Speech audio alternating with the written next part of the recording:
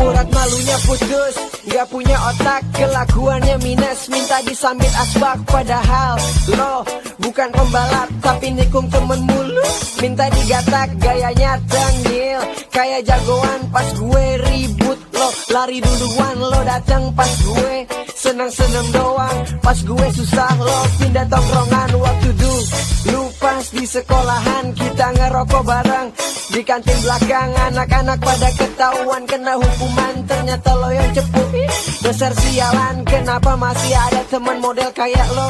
Apa gue yang bego percaya omongan lo? Lo bilang cewek gue itu ade-adean lo, di belakang lo jadian. Ternyata